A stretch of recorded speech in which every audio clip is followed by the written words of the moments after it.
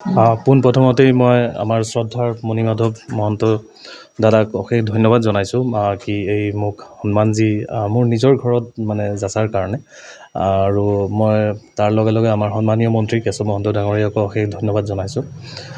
Actually ময়ো এইটো ভাবোঁ যে মোৰ বহুত টাইমত লাগি থাকে যে মোৰ নিজৰ জেগাতেই মানুহে মোক চিনি নাপায় আৰু যি সঁচাকৈ এইটো মোৰ খুবেই ভাল লাগি আছে যে শ্ৰদ্ধাৰ দাদা আৰু তেওঁৰ লগত সমূহ সতীৰ্থবৃন্দত মোৰ নিজৰ ঘৰত আহিছে আজি। সেইটোৱেই আগন্তুক দিনত আগুৱাই যাম মোৰ মাতৃভূমিৰ কাৰণে যিখিনি কৰি আছোঁ আৰু এপ্ৰিচিয়েশ্যনে মই ভাবোঁ যে মানে কাম কৰাত উৎসাহটো বহুত বেছিকৈ যোগায় আৰু আজি সঁচাকৈ ভাল লাগিছে আৰু আগন্তুক দিনতো তেনেকুৱা মাতৃভূমিৰ কাৰণে যি আগতীয়াকৈ মই কৰি আছিলোঁ এতিয়াও কৰি যাম। ধন্যবাদ।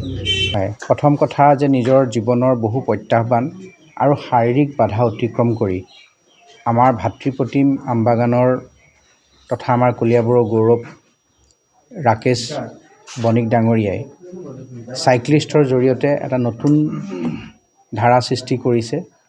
তেওঁ এখন ভৰিৰে চাইকেল চলাই যিটো এটা সুস্থ ক্ৰীড়াৰ বাতাবৰণ আৰু পৰিৱেশ ৰক্ষাৰ কাৰণে তেওঁ যিখিনি কাম কৰি আছে ই আমাৰ নতুন প্ৰজন্ম আৰু সমাজখনৰ কাৰণে বহুখিনি আশাৰ বতৰা কঢ়িয়াই আনিছে।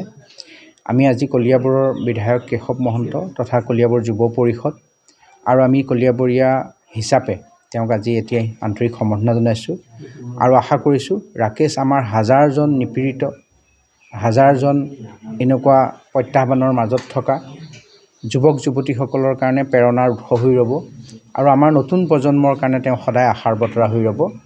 ৰাকেশ আগবাঢ়ি যাওক, আমাৰ শুভেচ্ছা সদায় আছে।